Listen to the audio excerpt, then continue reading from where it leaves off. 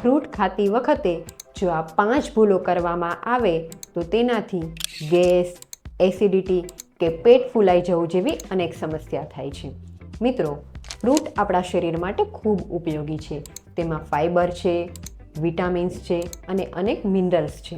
પણ આ ફ્રૂટ્સને જો યોગ્ય રીતે ખાવામાં ના આવે તો તેને કારણે આપણને પાચનને લગતી અનેક સમસ્યા થાય છે. માટે ફ્રૂટ્સ ખાતી વખતે આ 5 બાબતોને ખાસ ધ્યાનમાં રાખો. નંબર 1, જમ્યા પછી ફળો ન ખાવા જોઈએ, કારણ કે જમ્યા પછી ફ્રૂટ્સ લેવાથી તે અપચો કરે છે અને પાચનને લગતી સમસ્યા કરે છે. નંબર 2, એકસાથે ઘણા બધા ફળો ભેગા કરીને ન લેવા જોઈએ, કારણ કે આમ કરવાથી તેને પચાવવામાં મુશ્કેલી પડે છે. નંબર 3, રાત્રે ફ્રૂટ ન લેવા જોઈએ.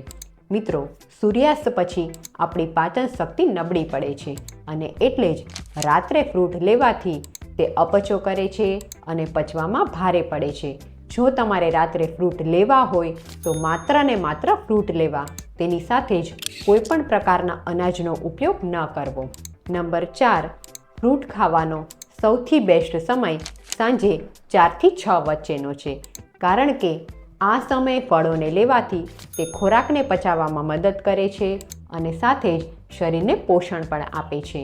5મી અને સૌથી અગત્યની બાબત કે ફ્રૂટ્સને ક્યારે પણ દૂધ સાથે ન લેવા જોઈએ, કારણ કે આયુર્વેદ મુજબ દૂધ સાથે ફળોને લેવાથી તે પાચનને લગતા અને ચામડીને લગતા અનેક રોગો કરે છે. માટે દૂધ અને ફળો ક્યારેય સાથે ન લેવા.